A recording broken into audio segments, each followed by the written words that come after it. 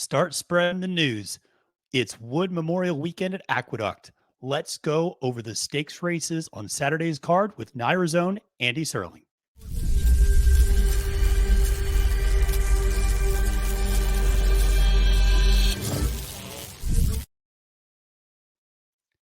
Salutations and welcome, friends. I'm your host to this Trust the Prophet Stakes preview. My name is Matthew DeSantis, and you can find me on Twitter at the handle at Failed to Menace. Well, thank you so much for tuning in for what is going to be an exciting stakes preview of the 4 graded stakes races taking place this Saturday at Aqueduct. Of course, highlighted by the Grade 2 Wood Memorial Kentucky Derby prep race.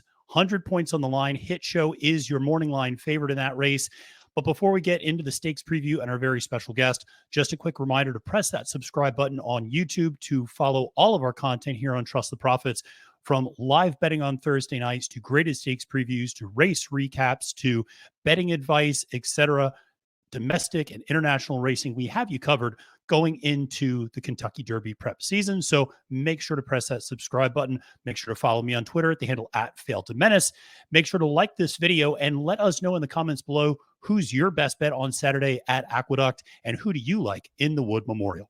Well, I am thrilled to be joined by someone who really doesn't need much of an introduction. It is the senior racing analyst at NYRA and someone whose voice I've listened to countless times while sitting in the bleachers, waiting for the races to start at Saratoga while listening to Talking Horses. Andy Serling is my guest today. Andy, thank you so much for coming on the show and talking about the Wood Memorial Day card. Well, thanks for having me, Matthew. I appreciate it. Appreciate the kind words as well. Yeah, I think senior just means I'm old, right? I once saw a movie about a sort of a famous old movie director, and they called him an elder. What's the term? Elder statesman? No. What is it when a prodigy, an elder prodigy? Oh, okay. I'm old. Well, I have a fair amount of students who would say the exact same thing about me as well. It's always concerning when I have students, former students of mine, who now have students who are going to college themselves. And so I also, that's one of those moments where I have to kind of check myself a little bit with my age. But this is a really exciting card on Saturday at Aqueduct, and just wanted to get your thoughts maybe on the card in general and what we can expect on Saturday at Aqueduct. I mean, the good news is that we're back on the turf. So while none of the stakes are on the turf, and the rain that was supposed to come that caused the Mets to postpone their game never came. And there may be some brief showers tonight, but we're not anticipating anything. And I think that's good news. So the track will be fast and the turf will be firm. So that's good. One of the things when we've had biases this winter, for the most part, they've happened after rain, where we've had days like after we had an extensive rain, and we did have a lot of rain on Saturdays, it seems. The next day when the track was drying out or had dried out, we would see an inside bias. That's primarily the only times we've seen it. For the most part, track's been pretty fair. So, I mean, things can always change, but I would be surprised if we see the track, any kind of bias affecting results on Saturday. Well, that's certainly great news, and I'm personally excited because I'm driving up to Aqueduct on Sunday, or Saturday, I should say. Yeah. So we'll be closed on Saturday. Sundays will come. Yeah, exactly. So I'll be excited to that there's good weather in the forecast. So, well, let's dive straight into this. And there are 4 graded stakes on the card, and we'll start here with the Gazelle Stakes, which is grade 3, going 1 1/8 for 3-year-old fillies. This is, of course, Kentucky Oaks prep race, with your morning line favorite being the Chad Brown filly Occult at 2-1 on the morning line, who we've not seen since the Busando, that very impressive effort. Andy, I'll kick things off to you in this race. What are your feelings on this race? How do you feel about the favorite? And maybe are you looking at some other choices beyond that one? I have no knock on the favorite. I mean, she hasn't run in 2.5 months. So if you feel that that's a bit of an issue, and it was somewhat by design, as it turned out, it wasn't for any particular issue or anything going on. It's the last mile and 8th race. So I don't concern myself with getting a distance. She hasn't run in a while. I think she's very logical in here. I picked her third, not because I think she's not relatively likely to win this race, but more that I thought there were better priced horses that might be a little more interesting. But I don't have any knock on Nicole. I think she's fine. So just out of curiosity, who do you have up top in this particular one? I picked Capella. Okay. Who I thought ran actually okay last time out when she finished third behind Shida Booty.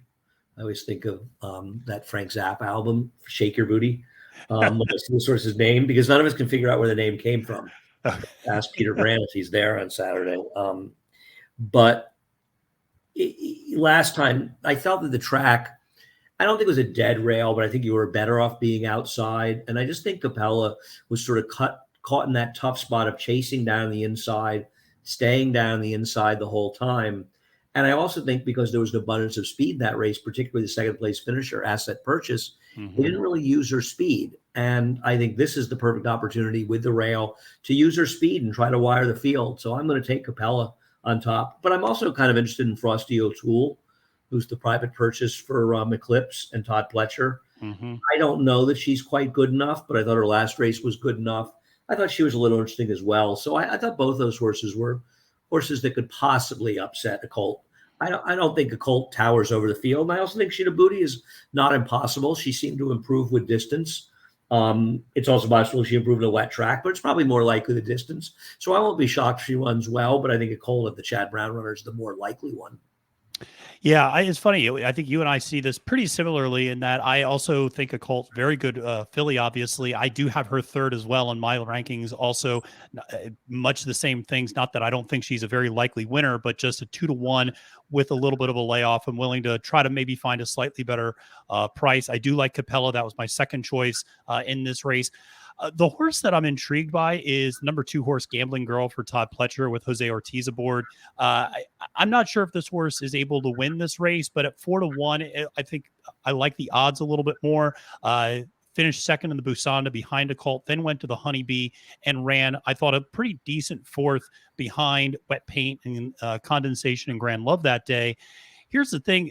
This horse, I actually kind of like the fact this is a smaller field and that she may not give herself so much to do. I was concerned she falls a little too far back early in races and then really has to make this kind of mad rush to the front. So I'm just hoping that in this type of a race where there's only 6 horses in the field, maybe she won't be too far off the pace or too many lengths behind early and doesn't give herself quite as much to do coming for home. I think she should like the added distance of going back to 1 1/8 miles, which she ran before. And at 4-1, like I said, I'm willing to take a little bit of a shot there. It's interesting you mentioned Frosty O'Toole. I also noticed that last race as well as one that might be good enough to win here. Obviously coming up from Tampa to Aqueduct, just not sure how that translates, but certainly a little bit more of a price there in the Gazelle. But this feels like a very wide open. I mean, if you're playing any sort of a sequence, this feels like a very spread type of a race. I don't have a strong opinion from a standpoint of a single in this one. I don't particularly like Promiser America, but I wouldn't be surprised by anybody else.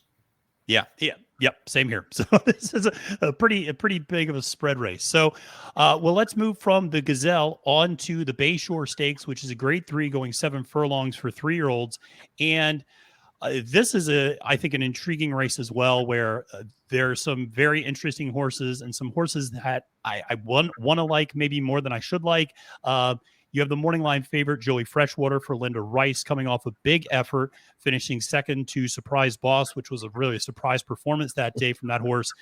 And I just thought Joey Freshwater, obviously, if he's able to run that race again, will obviously, I think, win this race. But here's the thing. Linda Rice switching horses off Lasix is 1 for 18, if I'm not mistaken, 0 for 7 in graded stakes races. That last effort from Joey Freshwater came with the assistance of Lasix. So a little concerned about that.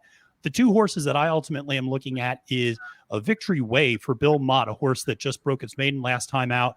I really like the fact it broke its maiden at 7 furlongs, which is the distance of this race as well. Like the way that this horse really kind of went wide around that far turn, put away a pretty strong favorite, another Chad Brown horse, actually, that was a 4-5 favorite that day, and pulled away clear toward the end.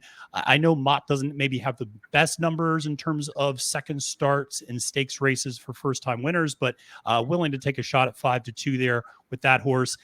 And then the horse that I'm not 100% sure this horse is good enough to win this race, but from a pace standpoint, the 7 horse, Prove Right, should be right on the lead, I would imagine, and should dictate the terms of this race.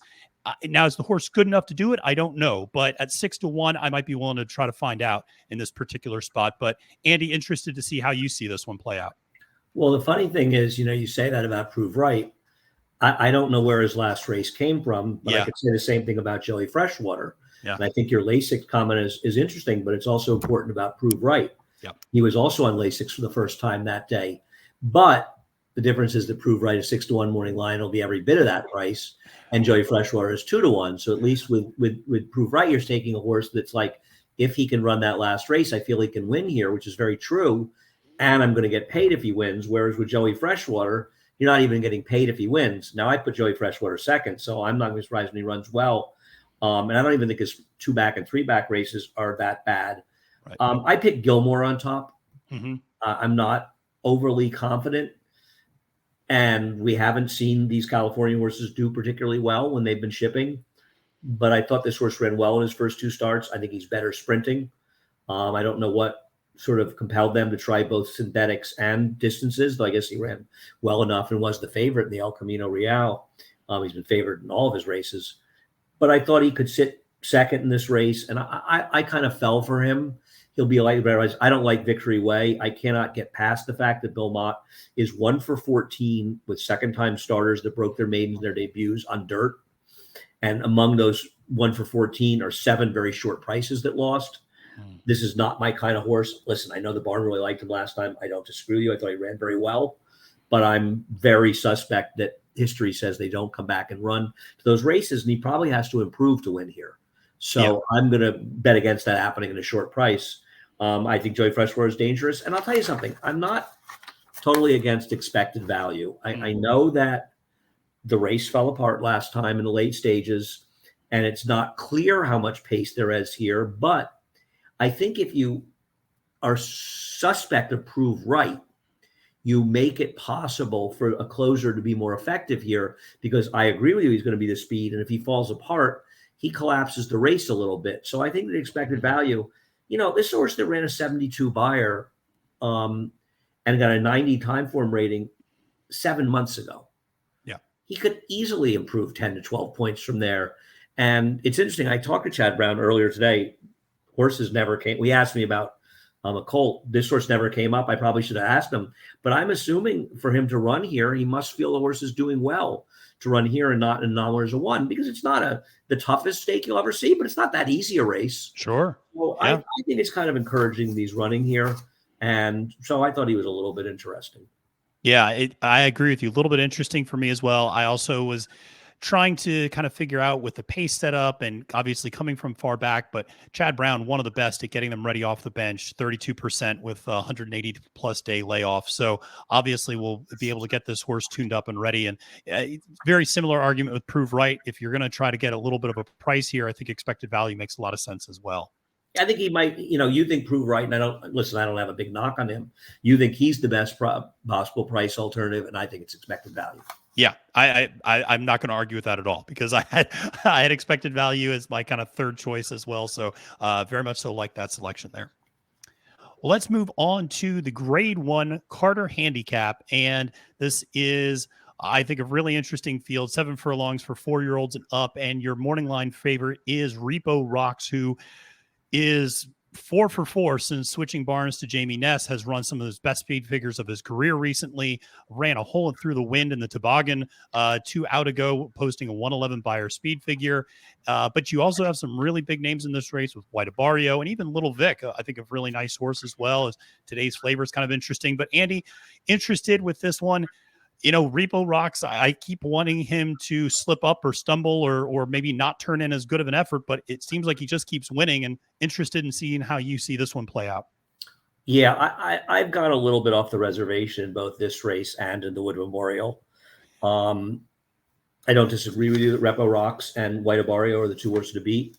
I don't disagree with you that Little Vic runs a duplicate of his last race. He's a major player here, because I thought the Little Vic not only, ran that huge figure, but he did it the right way. He was the only horse that was attending the pace that was there at the finish. Everybody else was coming from well back. So I thought he ran particularly well in there. I just don't know where it came from. I don't like that Repo Rocks regressed a little bit last time off the big figure win. I don't like the fact that Miles D didn't run particularly well out of that race in his next start. And I'm wondering if a horse like Repo Rocks, I don't want to get into the whole Jamie Ness thing. Obviously, it's a situation, you follow Parks Racing, Maryland, particularly Parks, He moves horses up. It's a fact. Yeah. And this is one of them. This horse had some talent at one point. He seems to be getting the most out of it now as a 5-year-old. I wonder if he's going to have a long shelf life for those performances. So I'm a little skeptical of that. I think White Barrio is more reliable, while Saffie Joseph has lousy numbers going off Lasix and stake races. Mm-hmm. They're mostly long shots, big price horses. So I don't want to really use that. And this horse has run well without Lasix. He ran well up here. He buried Wayburn, who came back with a nice win. The Sure Shackleton last time out, 3rd place finisher, came back and improved his buyer figure 2 points in winning. So I don't have a knock on White Barrio. I think he's the horse to beat in this race. My somewhat goofy idea here is Bold Journey. Okay. His last race puts him in the hunt to win here. He's got to run it. I don't know where it came from, but he ran it. And I thought he ran extremely well. And you can back up that buyer figure. It got a big time form US figure, and you can fully back it up by performances both prior and subsequent to it by others in the race. I think it's a very, very I think there's a real argument that it's a key race and it could be a better race than it looks. I think I wrote them down. The 4th horse ran 18 buyer points better. The 5th, 15. The 6th, is it 25? The 8th, like 27. I mean, if you go through the field, somebody else ran 19. But horses have come out of that race and run exceptionally well. So this is just the kind of horse I look for, a horse that have a big race that's even better than it looks. And he's not going to get bet in here. He's probably not good enough. I'm probably taking a ridiculous shot. But I think he's a little bit interesting. And it's not as though I feel like he has to beat the greatest field of all time to get it done. So I'm going to take a small shot at him. Yeah, it's interesting you looked at Bold Journey. So I actually looked at the horse who was inside today's flavor, who beat Bold Journey 2 back, as a horse I was kind of interested in as well. This is a horse that's won 4 consecutive races since switching barns to George Weaver, and has progressed in terms of speed figure every single time out since then. This horse has a lot of speed. Will be able to get out of the blocks, I think, get out of the gate from the inside rail pretty easily. And I think we'll obviously try to take them gate to wire. He's won from the inside rail before at Aqueduct at 6 furlongs. Obviously, this will be a big step up in class as well, as it is for Bold Journey. 6-1, I'd imagine he'll float up, because I would imagine a lot of money is going to come in on White Barrio and Repo Rocks, but we'll see what ends up happening that day. Manny Franco on the ride. Obviously, I always like when Manny's on a horse that likes to get to the front, be aggressive. And so that's the horse that I'm kind of looking at. I'll probably end up using underneath. I will use White Barrio as my top pick. I just think, he's got the class. If you just look at who he's run against, obviously you said, he's kind of the horse to beat in here. I'll be interested to see whether he goes off as the favorite or Repo Rocks goes off as the favorite. I think that'll be kind of an interesting dynamic. But we'll see how this one plays out. But going to be an interesting Carter handicap for sure in this one. I know you kind of shook your head a little bit when I said I wonder if today's flavor is going to float up at all. Do you think he'll stay at 6-1? I think he could be lower. I think really? People are mesmerized by ones, and they're mesmerized by big length victories. I'm not a fan of this horse. I get the argument for him. I think he's completely dressed up by circumstance, soft fields, gold rail trips.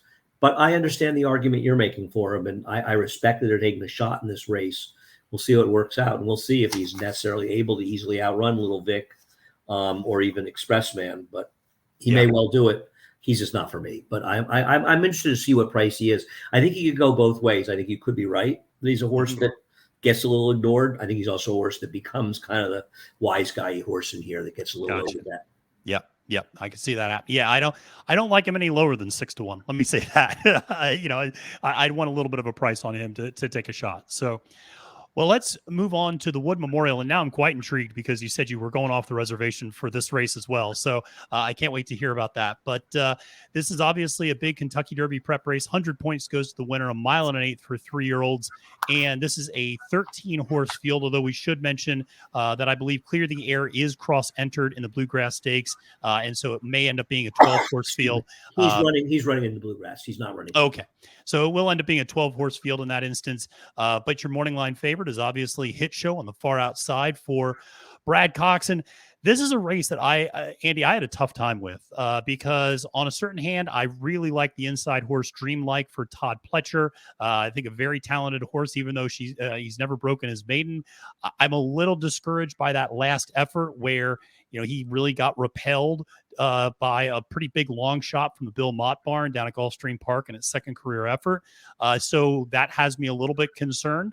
Hit Show breaking from the far outside.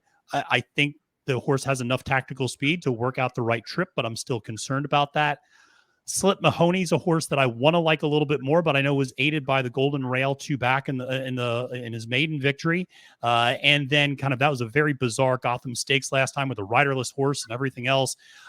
So I thought it was a wonderful. I don't know what you're talking about. That was a wonderful affordable race. That was one of the most bizarre races I've ever seen, and so I just that was nuts. But I loved why it was endlessly entertaining to watch. But a horse that I'm probably more intrigued in than I should be is Croupi for Todd Pletcher, who is yet to break his maiden but has run against excellent competition, will absolutely need some pace to run into. I hope this horse gets a little bit more forwardly placed because it just feels like he's a little bit like Red Route 1, a little bit like Tapit Trice, just gives himself so much work to do coming for home.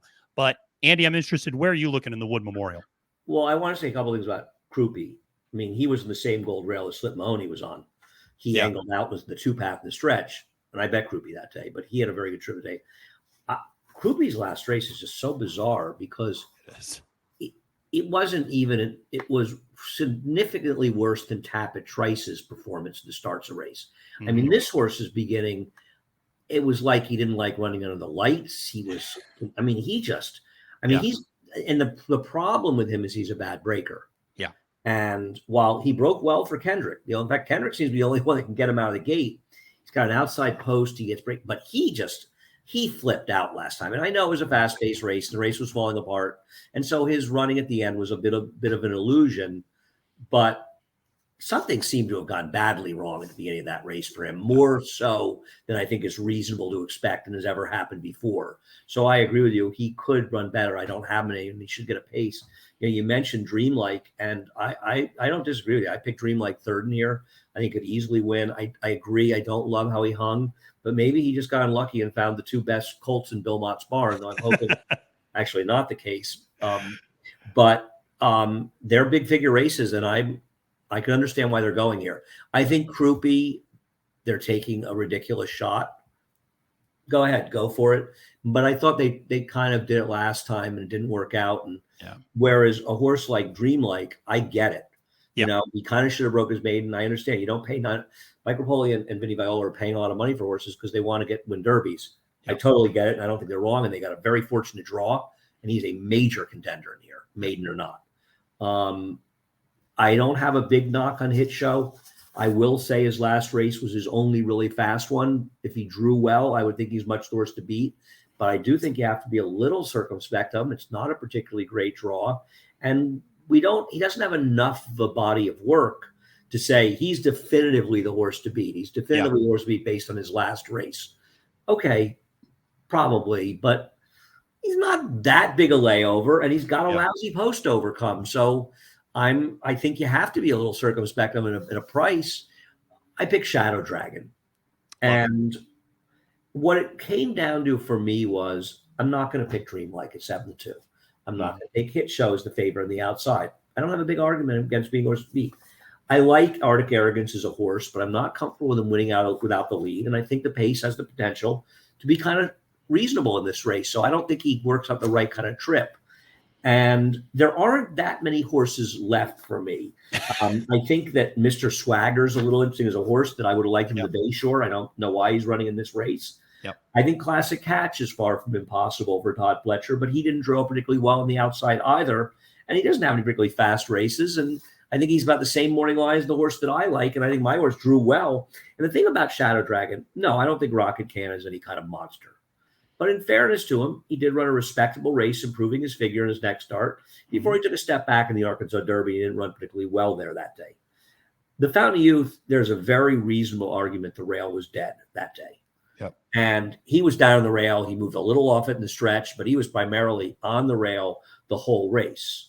And I think there's an argument that he didn't run that badly when you consider the rail factor in there. He draws well. He's a big price. This race has the potential to fall apart. And I think if you start looking at the runners, he's as likely, if not more likely, than a lot of horses that are going to be similar or type prices to him. And where am I supposed to go? If I'm not going to take Dreamlight and Hit Show, and I don't have problems with them, they're not horses I want to pick on top of here. I thought he kind of fit the bill of a bit of a pricey idea that's a little better than he looks on paper. He got a 75 buyer running a gold rail. What if he didn't? Maybe he would have gotten an 85 buyer, and maybe this race makes him look a little more sexy, and suddenly he's supposed to be 6-1 and not 15-1. Yeah. So I took a small shot with him. Do I love him? No, I don't love him, but I think he's interesting enough to take him at a price in a race where I don't think you want to necessarily default the favorites, even though the two horses to beat in theory. Yeah, it's funny. I couldn't agree with you more in terms of the way I approach this race as well, where it's one of those things where I didn't really love the two top betting line favorites on the morning line, or I saw reasons to play against them. But you're right. Once you start eliminating horses, then you kind of are left in this spot of like, well, where do I really go for my top selection if I don't like these other two? And you kind of start cycling through horses, and you're absolutely right. You get to a horse like Shadow Dragon, who, absolutely has had some class and shown some ability to run against a nice caliber of horse as well down in Florida. So I think that makes a lot of sense. I like you, I'm a little concerned about Arctic Arrogance and the trip that horse is going to get. I think that, he obviously did a lot of the dirty work, I think, last time out in the Withers as well.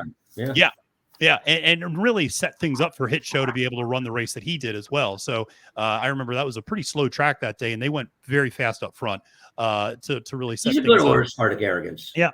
He's going to have his day somewhere when he finds the right kind of spots. And I'm not necessarily, obviously, racing like the Albany and Saratoga, but he's a good horse. And I mean, we'll see where he ends winning. I like that Linda Rice is taking a shot in this race and not running the Bayshore, even though he'd be very tough in the Bayshore. Yeah. One of the things I know I am personally rooting for is General Banker to finish third by like 12 lengths, because I just love the fact that this horse just keeps racking up Kentucky Derby prep points by finishing distance thirds in all these New York prep races. And I just think he's a cool horse. And I kind of am rooting for Ferraro and Frankie Pennington to at least hit the board maybe in some way at a big price. But it'll be a very big task for him to do that. Yeah, he's a good suck-up type horse, though, and it's nice to see Jimmy do well with him. And I always root for the Central Bankers, so I'm good. Yeah. Well, Andy, that gets us through the 4 stakes races. I really appreciate your time talking through this Wood Memorial Stakes race card very much. Obviously everybody knows where to find you, but let the folks know what's going on with NYRA. I know, a lot of big construction up at Belmont, and that's kind of going to be, I think, pretty exciting to see all the construction that's taking place up there. And obviously, what's going on with NYRA this summer as well. Well, I don't think the construction will affect the racing at all. It was about building the tunnels for access to the infield. Took place more in the backstretch. I'm excited to get back to Belmont. I'm sure the first day I'm there, somebody will say to me, "You must be excited about Saratoga." And I'll have to tell them, I'm excited to be back at Belmont. And I love Aqueduct, but we'll have been there for nearly 8 months. Yeah. So getting to Belmont, I'm really looking forward to it. I think a lot of us are. And so, of course, we'll be there until the middle of July. And there's so many good races there. I mean, obviously, Belmont Stakes a big day, but it's just nice to be there. The weather's nice, and most of the time we're outside doing the show, and it's great. I think Belmont's just a wonderful place, and it's a very exciting time as we're so close to potentially getting the money to be able to rebuild Belmont. And I think it's people have learned more and more. One of the things about this process is the incredible importance of Belmont Park. Yes. Not just to New York racing, but if it's important to New York racing, it's important to racing as an industry, because without New York racing, the industry can legitimately fall apart. And Belmont is the nexus of that. There's no Saratoga without a healthy Belmont. And a lot of the horses that run in Saratoga are still stabled at Belmont and ship up for it. Without Belmont as the sort of nexus of racing, and that's where we train. We're at Aqueduct in the winter, and eventually we'll move to Belmont for the year-round racing. Without a healthy Belmont, racing falls apart. And I love Belmont, but it's 2023, not 1978 anymore. We're not getting the crowds to fill the place. It's empty and barren, and it gets that in and of itself a little depressing. So building a plant that is much more modern and fits the needs of today's racing fans, It's a very exciting process. So it's an exciting time for us in that regard. And a lot of hard work by a lot of people, Glenn Kozak and his team, as always, but a lot of people behind the scenes. As far as Saratoga, listen, Saratoga is a magical place. You've been, right? Yeah, several times. Yeah. Yeah. Good. So it's a magical place, and everybody knows it. And yeah, we love being there. I mean, I love being there. I grew up there. My mom is there. I can't say enough about what a great experience Saratoga is every year. Sure. But I also think this is an exciting time for us at NYRA because of the changes we're looking to make at Belmont and to solidify New York, the future of racing in New York. And I think it's a very important, I can't be stated enough how important this is. And I think we're on the cusp of what's a really impressive achievement by a lot of people not having absolutely nothing to do with me. But I'm excited, and I'm excited. This time of year is exciting. Yeah. Keeneland's opening tomorrow. We're back on the turf tomorrow. We'll be at Belmont in a month. The Triple Crown is starting. Saratoga comes after that. We've made it through the dark days of the winter. So this is a glorious time. And, like you and other people listening, I love racing. It's the single most important thing in my life. Yep. So I'm excited. This time of the year always makes you excited. Yeah, it's hard not to be excited this time of the year. Just tremendous. So, Andy, thank you so much for talking a little bit about that Belmont renovation. Really appreciate it. And your words very much so ring true. I live in Northern Virginia, and I know up in Maryland, there's been a lot of talk about trying to refurbish Pimlico for what feels like forever. And I know how important that is to keep racing revitalized in these different state industries. So great to hear that. And again, thank you again for coming on. Really appreciate it. Thank you for having me. Make sure you come say hi on Saturday. I certainly will. And thank you all for watching this video as well. Make sure to press that subscribe button and like this video. Comment below with who you think is going to win the Wood Memorial. Until next time, friends, my name is Matthew DeSantis, wishing you a great and prosperous day at the races and reminding you that it's now post time.